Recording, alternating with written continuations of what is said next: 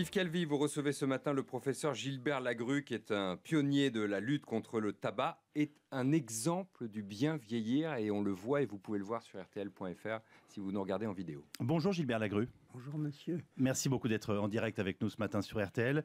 Vous avez décidé d'être un médecin exemplaire puisqu'en plein débat sur les retraites, votre livre « Bien vieillir, c'est possible, je l'ai fait » sort cette semaine chez Odile Jacob, j'y reviens dans un instant. Mais tout d'abord, le grand débat sur la cigarette électronique. Vous, grand spécialiste des maladies vasculaires et de l'addiction au tabac, avez-vous choisi votre camp? Si vous aviez encore votre consultation, recommanderiez-vous la cigarette électronique à vos patients qui n'arrivent pas à s'arrêter? Oui, sans aucun doute.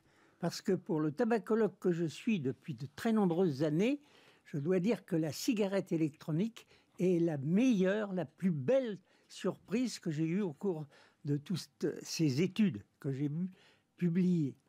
Ce qui est marrant, ce qui est important, c'est qu'elle est arrivée toute seule, inventée dans son coin par un petit médecin chinois, et que sans aucune publicité, elle a diffusé partout dans le monde. Ça veut dire que nous sommes trop sévères avec la cigarette électronique. Vous savez qu'elle est épinglée par 60 millions de consommateurs, menacée de vente libre par Bruxelles, et le gouvernement s'attaque à elle dans les lieux publics.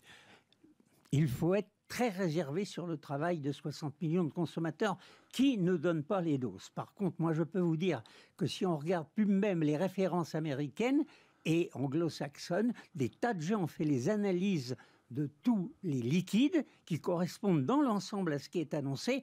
Il n'y a plus tout ce qu'il y a dans la fumée de tabac est de dramatiquement toxique, le CO, le monoxyde de carbone, les goudrons cancérigènes, l'acroléine cancérigène, les nitrosamines cancérigènes et les multiples autres toxiques. Donc c'est la cigarette, gardant le plaisir de la nicotine, la stimulation de la nicotine, l'effet anxiolytique de la nicotine, sans les inconvénients. Merci beaucoup de ces précisions au début de cet entretien.